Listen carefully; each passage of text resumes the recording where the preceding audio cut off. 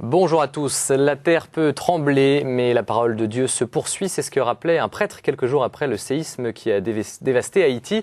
Il célébrait une messe dans les décombres de la cathédrale de Port-au-Prince. Un peu plus d'un mois après la catastrophe, en cette veille d'entrée en carême, coup de projecteur sur la situation et le rôle de l'église locale en Haïti, l'une des grandes institutions du pays.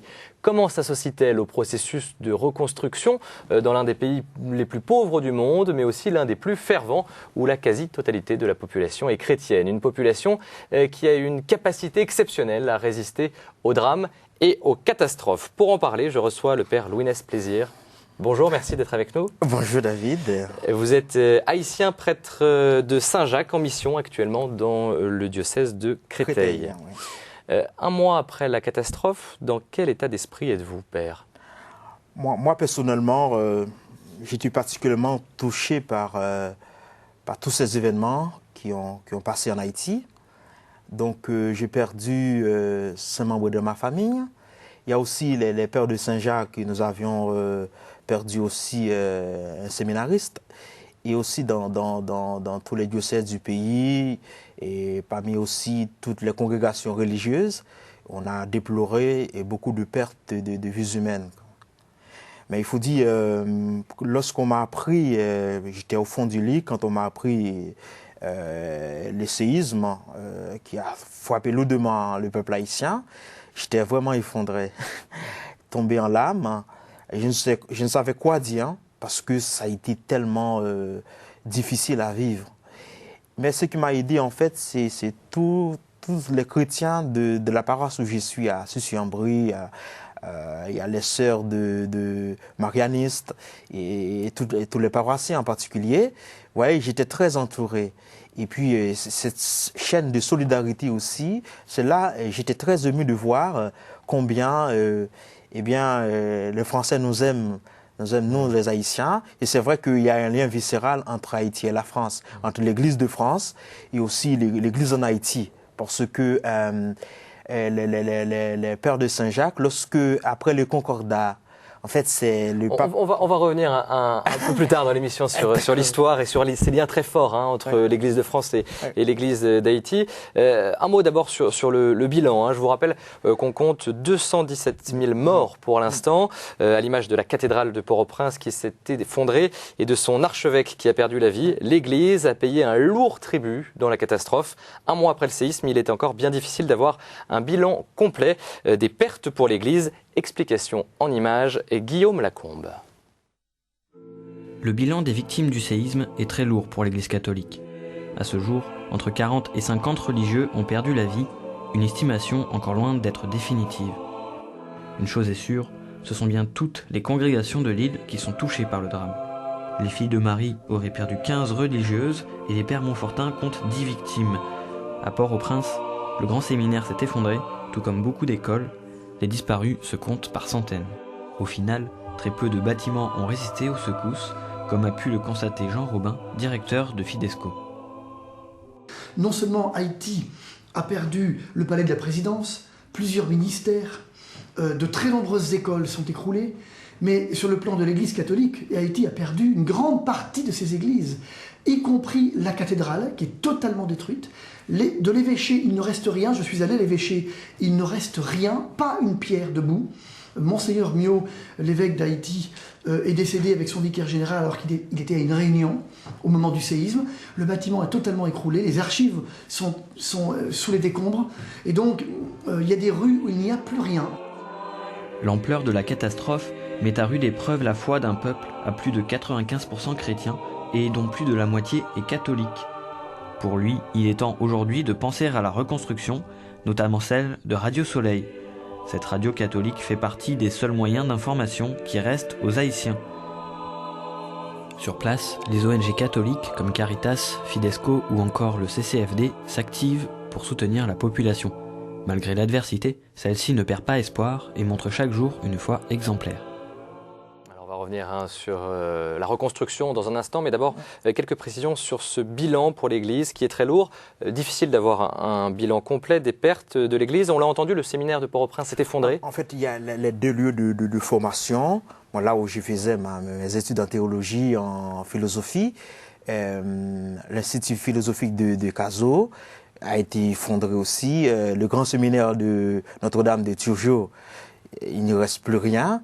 Donc maintenant, les séminaristes sont un peu repartis dans leurs diocèses respectifs, sont envoyés parce qu'il n'y a plus lieu de formation.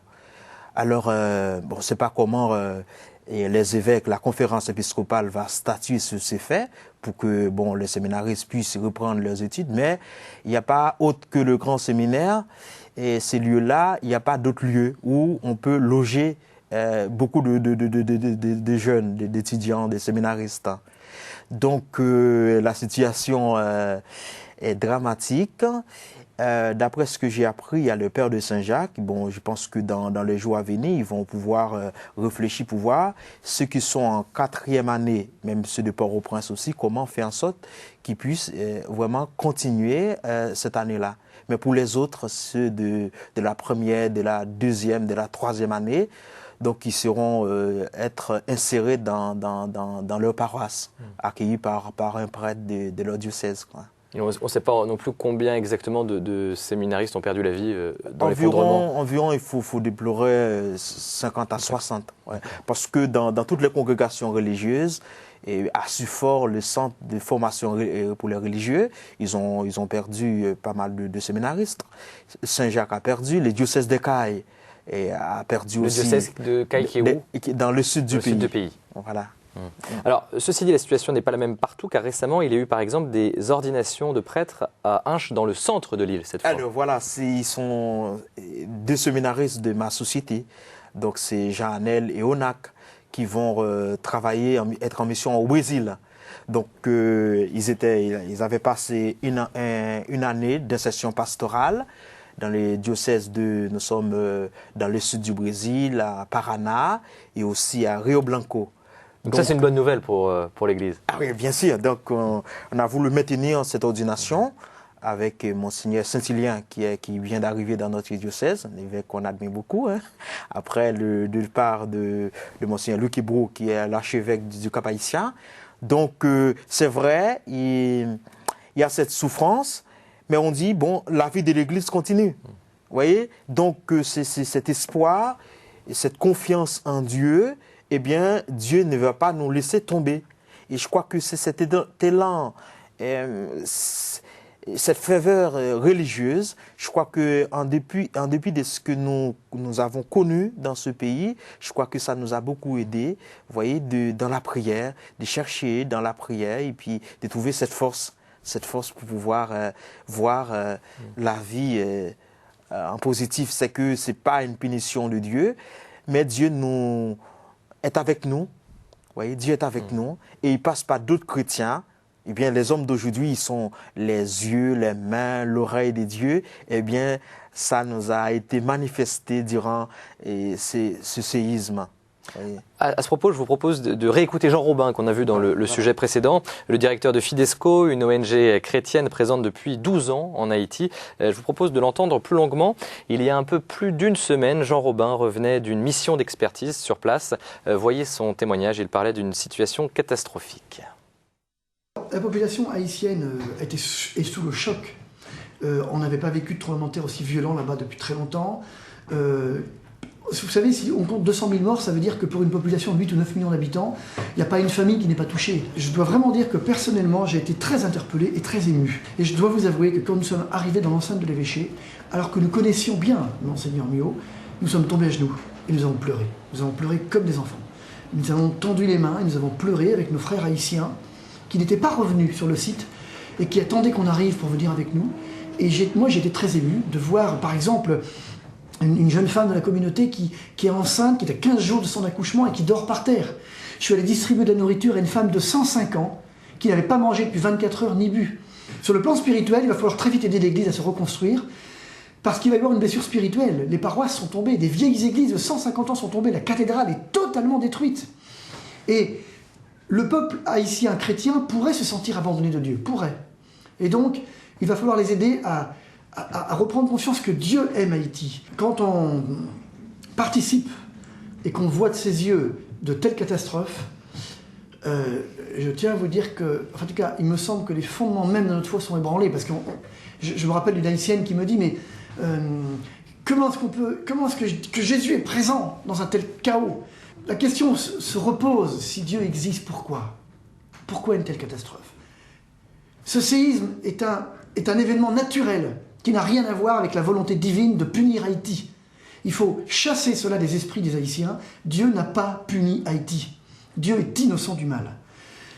Dieu n'est pas venu expliquer le mal, il est venu l'habiter, il est venu nous sauver du mal, et il est venu nous donner, par sa grâce, les forces de nous retrousser les manches et d'être solidaires les uns des autres et de travailler pour un monde meilleur.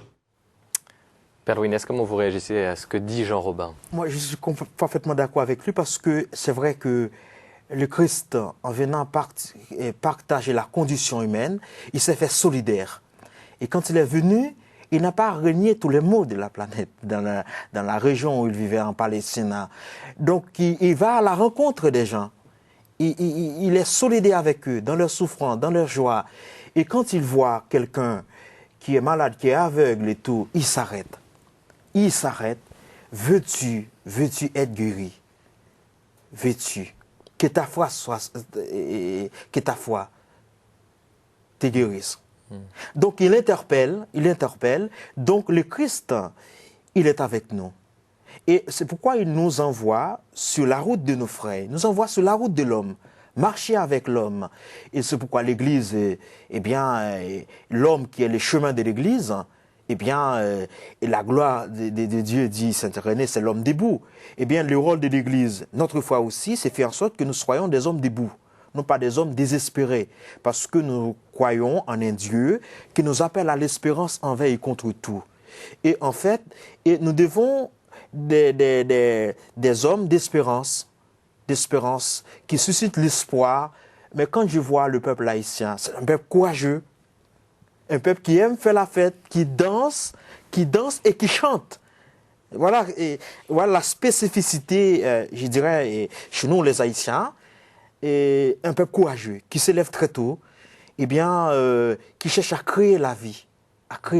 On a vu d'ailleurs ces dernières semaines beaucoup d'expressions de foi dans la rue de la part des Haïtiens. Un prêtre français qui revient d'Haïti me disait qu'il y avait vraiment une leçon de vitalité du peuple haïtien. Il faut dire les missionnaires qui sont là-bas sur le terrain, très insérés dans la vie du peuple. Ils font un travail remarquable. Donc le rapport est lié à Dieu, donc totalement vécu, quoi, de manière concrète. Un peuple qui cherche Dieu. Et ça rentre dans toute notre histoire de peuple aussi. Bon, et c'est vrai, il y a, si on voit les Européens avec la raison, le cœur aussi. Mais aussi, le cœur joue beaucoup. Le rapport, de chercher Dieu. Bon, il faut dire, c'est vrai, il peut y avoir beaucoup de syncrétisme, mais face à cette situation-là, face aux gens qui cherchent Dieu, on voit que la foi aide beaucoup. La foi aide beaucoup. Et si l'Église a beaucoup perdu dans le séisme, elle est aussi l'une des grandes actrices sur le terrain de la reconstruction et de l'aide humanitaire. Je pense bien sûr au réseau Caritas qui a par exemple fourni des vivres à plus de 200 000 personnes dans le camp de réfugiés le plus important de Port-au-Prince. Le Secours catholique qui a par ailleurs récolté 7 millions d'euros de dons. Le CCFD, plus d'1 million de dons. L'Ordre de Malte a envoyé sur place des médecins. L'AED, l'aide à l'Église en détresse, a également envoyé de l'argent pour travailler avec les évêques locaux à la reconstruction de la cathédrale et des séminaires. La Société Saint-Vincent-de-Paul, qu'on peut citer également. Saint-Jacques, le père de Saint-Jacques. Alors, je pensais à la Société Saint-Vincent-de-Paul qui va organiser des collectes pendant le carême. Saint-Jacques également. Les scouts qui, sur place, ont fait un énorme travail. La pastorale universitaire et avec le père André Sioran. Bref, on a l'impression que même si elle est diminuée, l'Église reste un pilier essentiel à la reconstruction du pays. Mais il faut dire, David, ça va prendre beaucoup de temps. La reconstruction, je dirais, va être longue. Parce que, c'est vrai, moi je tiens à remercier en fait tous les chrétiens de France, même ceux qui ne partagent pas la foi chrétienne aussi, et qui nous ont aidés énormément. Ils nous ont beaucoup aidés. Vous voyez? Donc, mais il faut dire, les gens, quand ils construisent une maison, ils ont tout investi, leur économie. Alors, pour trouver de l'argent, justement, pour reconstruire une maison à l'heure actuelle, ça va demander beaucoup. Mais nous sommes très confiants avec le courage du peuple haïtien et aussi avec le support de la communauté internationale. C'est que nous avons besoin. Bon, il y a de l'argent, certes, de l'aide, certes, mais c'est une solidarité internationale effective. C'est démontrer que nous ne sommes pas seuls. Et en fait, pendant ces événements-là, la communauté internationale, à travers tous les pays du monde, voyez, et nous ont vraiment manifesté beaucoup de compassion en argent, mais aussi par les témoignages aussi, en étant proches de nous. Je crois que l'essentiel est là. Quel est le rôle de l'Église pour vous dans la reconstruction du pays aujourd'hui? Je crois que l'Église a un rôle primordial à jouer. À travers, il y a la Caritas nationale aussi. Parce que c'est vrai que moi je pense qu'en réfléchissant, en étant à l'extérieur, ça fait 5 ans que je suis en France, je vois comment on fait aussi la politique et comment s'organise l'Église de France aussi. Mais je crois qu'en Haïti, l'Église a toujours joué un rôle déterminant dans la vie du peuple haïtien. Vous voyez? C'est-à-dire dans une paroisse où l'Église supplée l'État, dans une paroisse, le prêtre qui administre la paroisse, il est tout. Et il va dans des lieux les plus reculés du pays. Moi, j'avais fait ma première année de ministère en Haïti. Quand j'étais en France, dans les diocèses de Quimper-Léron, pour mon année de session pastorale. Et quand je suis rentré, après l'ordination, j'ai été envoyé dans la paroisse de Thomonde, du diocèse de Hinche. Alors, pendant ma première année de ministère, en étant administrateur dans un collège, le collège d'Écosse, alors, chaque dimanche, je vais dans les mondes à la rencontre des chrétiens qui sont dans des zones où il n'y a plus de dispensaires, il n'y a plus d'école, rien du tout. Et quand on arrive, pour la première fois après mon ordination, j'ai administré 35 baptêmes, tout seul, avec les enfants qui pleurent, il fait chaud et tout ça. Vous voyez, donc, voyez toute la congrégation religieuse, vous voyez, qui est en Haïti. Je veux parler du frère Amand, des petits frères et des petites sœurs de l'Incarnation, les petits frères et les petites sœurs de Sainte-Thérèse, dans le plateau central, et d'autres congrégations qui sont à Port-au-Prince et tout. Voyez le frère Amand qui fait un travail colossal à Pandiasso. Dans une zone, il n'y avait absolument rien. Et lui, je pense qu'il va apporter l'expérience qu'il a tenté à Pandiasso. Je pense qu'il va apporter son savoir-faire. Lui aussi, il a reçu des réfugiés qui ont fui Port-au-Prince pour se rendre dans les villes des provinces. Donc, je crois qu'à travers les paroisses, à travers la Caritas nationale, qu'on appelle ici Secours catholique, je crois que là, il y a un signe d'espoir, il y a une force de mobilisation dans des écoles, et je crois que ça peut aller, quoi. Vous parliez tout à l'heure de lien entre l'Église de France et l'Église d'Haïti. À ce propos, vous avez peut-être assisté sur notre antenne à la messe que célébrait le cardinal André XXIII à Notre-Dame de Paris en communion avec l'Église d'Haïti. C'était il y a tout juste un mois, le 16 janvier dernier. À la fin de la messe, l'aumônier de la communauté haïtienne en France, le Père Saint-Fort, prenait la parole. Regardez ce qu'il disait. Nous présentons nos remerciements les meilleurs à Monseigneur le cardinal André XXIII, qui a pris l'initiative de célébrer cette messe pour les personnes qui sont victimes du séisme en Haïti. C'est un témoignage d'église, puisque quand on vit dans une famille, on fait cette expérience d'aimer et d'être aimé, on a le courage d'avancer en dépit des épreuves. Merci de tout cœur. Et c'est ça, l'Église, quand on est ensemble, nous formons un corps, le corps du Christ. Et quand nous sommes appelés à vivre cette expérience dans le Christ, on a le courage de dire, nous ne sommes pas seuls. nous avons le courage d'avancer, le courage d'aller de l'avant. Merci beaucoup, merci, merci infiniment. Il a beaucoup d'émotions dans la voix du Père Saint-Fort. C'était le 16 janvier dernier à Notre-Dame de Paris. J'ai vécu avec lui au séminaire. J'étais en 4e année, lui il était en 3e année. Donc je dois remercier aussi, il y a une messe qui a été célébrée dans le diocèse de Créteil par Monseigneur Sentier, Michel Sentier aussi. Mais c'est vrai qu'il y a eu beaucoup de solidarité. Les Français sont sentis, les chrétiens français notamment, ont été très touchés par ce qui s'est passé. Rappelez-nous quels sont les liens entre cette Église de France et cette Église d'Haïti.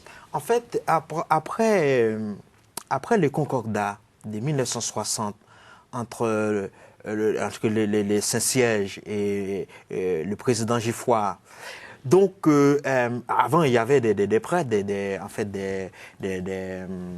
dominicains, des capucins qui étaient déjà dans l'île en fait. Donc le pape Pie IX a demandé à Monseigneur Testa de Cosquer, qui était vicaire général de la Guadeloupe, et puis fondateur d'une église, d'une paroisse à Brest, d'aller, n'est-ce pas, doter l'église d'Haïti des structures diocésaines. Donc, Monseigneur Testa de Cosquer, quand il a débarqué en Haïti comme évêque, avec 4 prêtres. Donc, il a fondé des diocèses. Bon, ça n'a pas été encore appelé les Pères de Saint-Jacques. Et puis maintenant, il y a tout un élan, il dirait une soif, et des jeunes se sont appelés pour être missionnaires en Haïti. Donc en particulier ceux qui viennent de la Bretagne, les Bretons, du Côte d'Armor. Voilà, beaucoup de Bretons. Hein. J'ai un cœur breton. Hein. On dit la Bretagne c'est Haïti noir en fait. Donc et il y a eu beaucoup une générosité, je dirais, et beaucoup d'élan missionnaire vers Haïti. Donc c'est à ce moment-là que ce lien-là existe parce que il faut dire les prêtres français, les Européens ont été vraiment, ils sont les piliers fondateurs de notre Église en Haïti. Après les concordats et jusqu'à présent, après l'arrivée des Duvalier quand les Duvalier, hein, donc père et fils, voilà. 2 dictateurs. Tout à fait. Hein, en Haïti. Alors, quand et qui se méfiaient d'ailleurs de l'Église, qui était une force d'opposition. Ah oui. On est des années 60-90. 1960. 57, il est arrivé en 57, 1960.